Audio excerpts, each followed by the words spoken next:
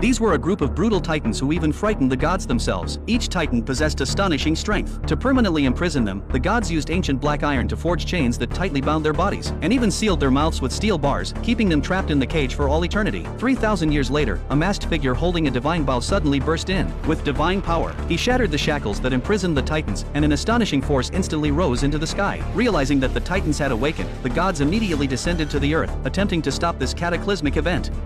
None of you will leave this place.